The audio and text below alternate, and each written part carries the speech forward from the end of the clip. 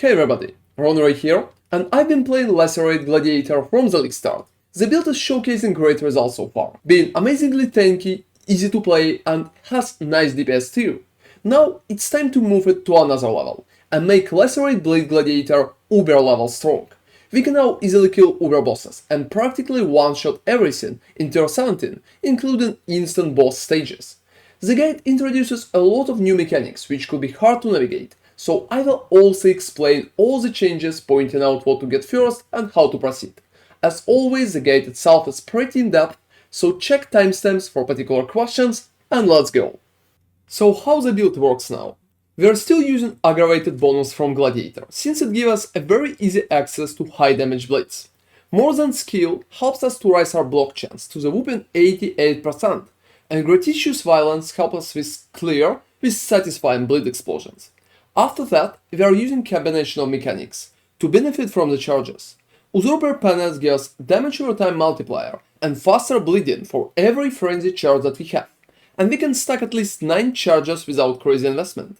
To make sure that charges are always up, we will use Relic Impatience, which will give us 100% uptime on all the charges that we have to get all benefits from them. We can also utilize Olesya's Delight to receive Affliction charges instead of Frenzy, since Relic is already granting us bonuses from Frenzy, even if we don't generate them.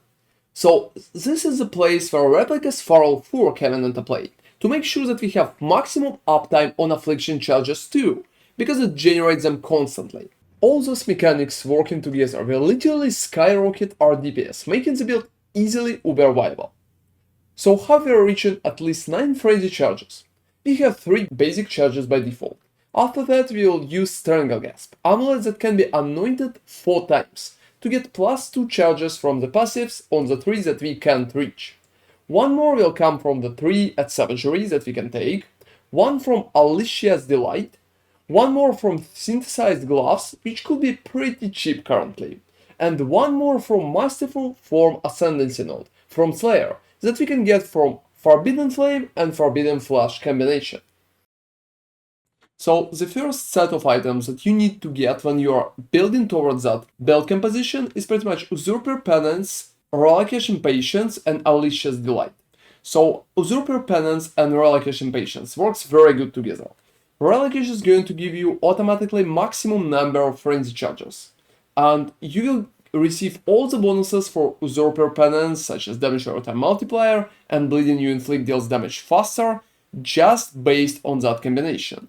And Olesya's Delight can give you a chance to pretty much get Affliction charges. So if you're using Blood Rage or Cold Snap, for example, instead of generating Frenzy charges, they're going to generate Affliction charges.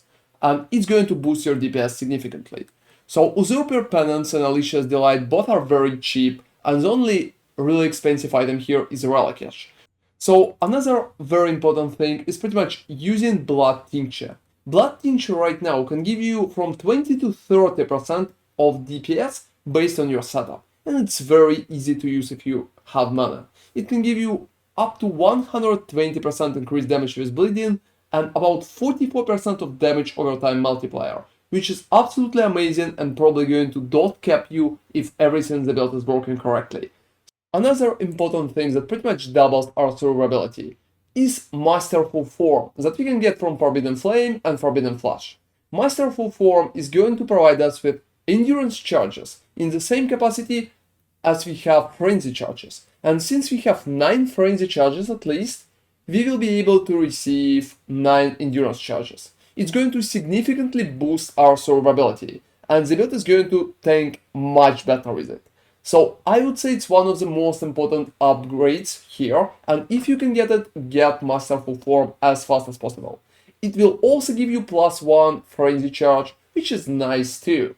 Another cool tag that we can use is pretty much using Light of Minion Prismatic Jewel to cap our chaos resistance.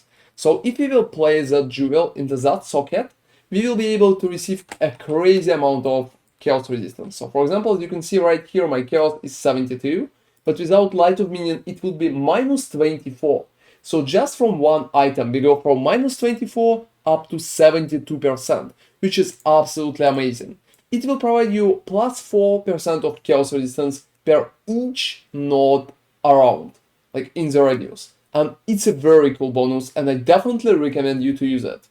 So talking about managing our mana cost, since we are losing our amulet and amulet is going to be Stranglegasp, we will have some issues with mana cost of our skills. And there's a few things that can help us to pretty much mitigate our mana.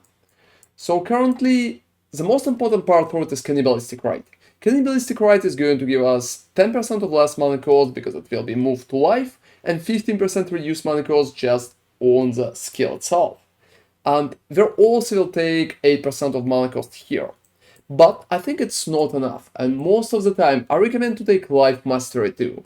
So skills will cost life instead of 15% of mana cost. All of that together will pretty much lead our cursors to a cost of 14 mana, and our main skill to a cost of 20 mana. It's also very important to roll non-channel skills have -7 mana to mana cost. And if you will use quality modifiers like life and mana modifiers on your ring, you're going to receive -8 to total mana cost on both rings. That's a very good step forward, and you will feel much better with your mana cost because of that, so try to do that. We will be able to out-leech most of the mana, so don't worry about it. However, still try to roll all of those steps to pretty much make your life easier, especially with 2 cursors up. It also leads us to a pretty interesting question. What kind of Anoints we will need to use at our Stranglegasp? So generally, I recommend to go for Farrul and Frenetic for +1 maximum frenzy charge. On top of that, we can get Charisma to pretty much higher mana reservation efficiency of skills. And the last part should be Whispers of Doom. So I think Whispers of Doom is a very cool pick, because it will give us a chance to use 2 cursors. Together with normal vulnerability that we are already using, we can also use Punishment. And Punishment is going to both help us significantly with DPS against enemies at low life, so after enemy will pass 50% of life, and will also help us debilitating enemies. That way they will do less damage to us, so our survivability will increase. And I think second curse is definitely worth it, because we will be able to easily automate both of those cursors at the same time, just by using Auto Exertion and Battle Mage Cry.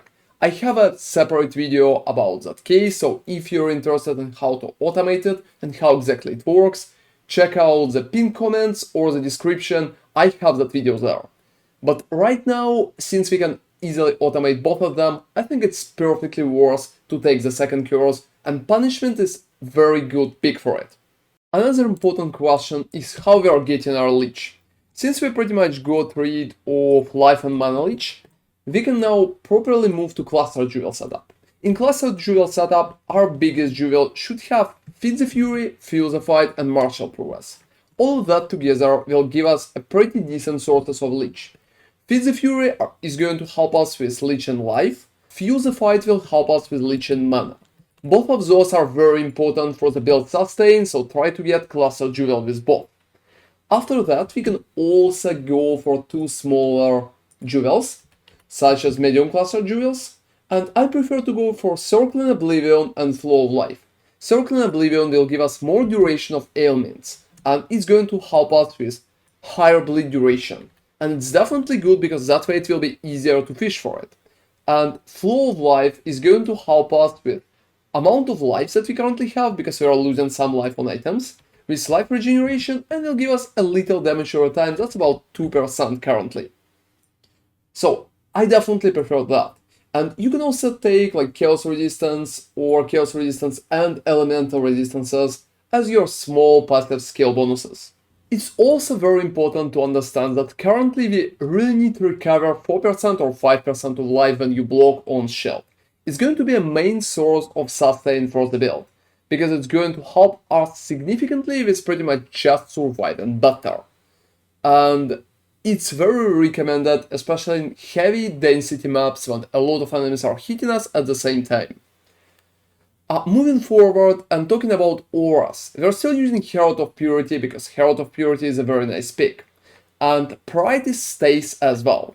But the Lost Aura is changed. I think we can use Malevolence right now. So perfectly, you will need to use Usurper Penance with Socketed Skill Gems have 90% cost reservation multiplier, together with Enlightening Support level 4 And after that, you will be able to feed in Malevolence. You will have around like 80 mana after it, and it's pretty much enough to feel comfortable in the most cases. However, if you don't have Iron Lightning, or you don't have Usurper Penance with 90% cost reservation multiplier, you can get rid of Malevolence and just use Summon Skitterbots instead. With Summon Skitterbots, you will have much more mana, you can get rid of Enlightening completely, or use Enlightening level 3.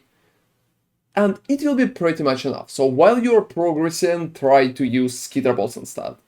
And after you will have Enlightening together with Usurper Penance, you will be able to swap in Malevolence, because Malevolence can give a little more damage currently. So another important question is how to cap our block now. I changed a few things in our approach to block capping. We currently have 88% with lucky bonus and 90% block chance for attacks. Pretty much I dropped Tetsudo and decided to pick As the Mountain instead, because As the Mountain can provide 3% to maximum chance to block attack damage. I'm also using Block Mastery here, because Block Mastery is a little better than Shield Mastery for it. But the last part is a little different. We will need to use at least one tattoo of the Valakut Shield Bearer.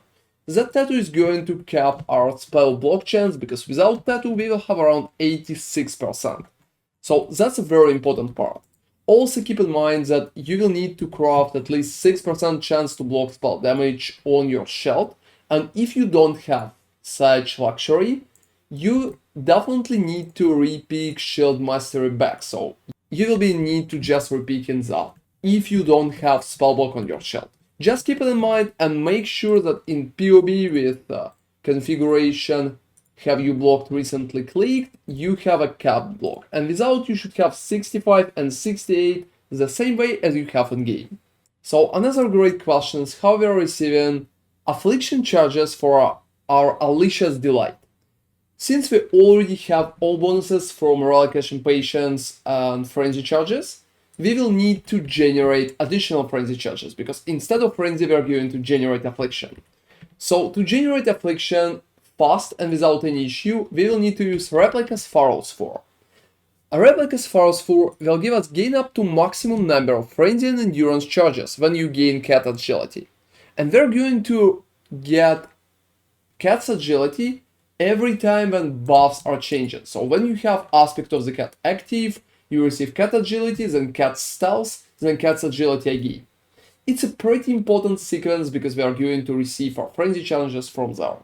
What's important about that?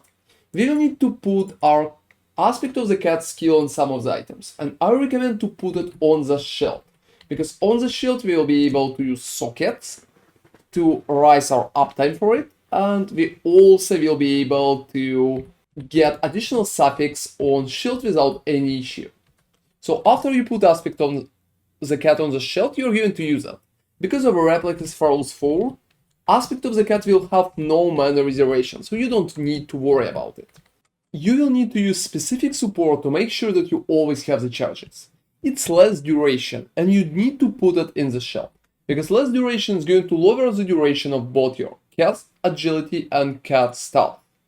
Since you have less duration, it will be able to run out before your charges are out, and you will receive new charges all the time. So as you can see right now, my charges up here are working just fine, and there's not any issues with them, and I have 100% uptime. But if I will take less duration out, as you can see, the timer of the charges can pretty much go down. It's not happening immediately, and we will need to wait at least a little, but there will be downside time. And it's definitely not good, because we want to have the maximum of DPS all the time. So right here, for example, as you can see, I lost the charges, and I will need to wait at least 3 more seconds for them to come back again. So I just recommend to use less duration, because that way you will have 100% uptime without any kind of issue.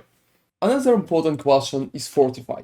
I still think that Fortify is pretty much worth it, and I recommend to use it as a support gem. However, it's not really providing a lot of DPS, only 20%, and we have a few different options for it.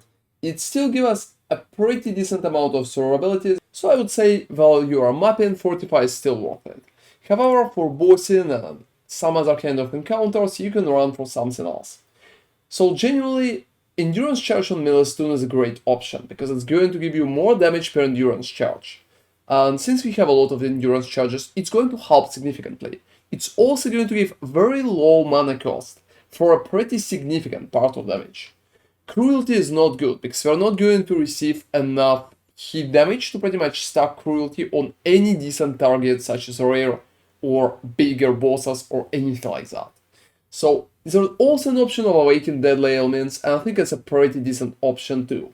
However, it will raise your mana consumption and it can cause some issues. So generally you can pick Awaken Deadly Ailments or you can pick Endurance Charge on melee stun. So both of them are working and there's not a lot of issues for them. So 36% for Endurance Charge and 53% for Awaken Deadly Ailments. Choose the ones that will work for you, and in my opinion, I still recommend to run Fortify even for less damage, because it's going to feel much better in terms of tankiness and survivability. So another important question is pretty much how we are reaching Culling Strike. Generally, I recommend to use at least one retaliation skill. Usually it should be Eviscerate or Blade Storm. Both of them are kinda good, but I prefer Eviscerate because I think it has like bigger AoE. And it will also cause bleeding and will clear pretty good for you. You can roll it with Culling Strike and MAIM support. MAIM support is going to give you additional physical damage to your Lacerate too, so make sure to hit your enemies with MAIM, and with Eviscerate to pretty much main them, and Culling Strike is just a nice thing because you can still get it at some moments. We don't have enough links to pretty much use Falling here, because I still recommend to use the War Banner. And War Banner can provide some part of DPS, and it still could be very good. So since it's a dedicated build video, I also wanted to give you a quick overview of the items. So generally for Usurper panels, you just need to roll Corruption for socket skill gems, get a cost reservation multiplier. The rest is pretty much not important. For Farrul's 4, try to get increased armor and evasion percentage as high as possible, because it's going to raise your armor and evasion rating. For Reliquias, just chaos resistance is important, and if you can get corruption, that would be nice. You will need gloves with +1 to maximum frenzy charges, and if possible, try to get attack speed there, and maybe increase damage while leeching, which could be pretty nice too. On your shield, you will need an open suffix to buff Aspect of the Cat, and additional physical damage reduction and chance to block is always good, but the most important part is the recover percent of life when you block. It's going to help you to survive much better, so go get that. On your rings, I just generally recommend to take intelligence and resistances. That's pretty much the only thing that's important here. Also, you'll need to have open prefix to craft minus mana.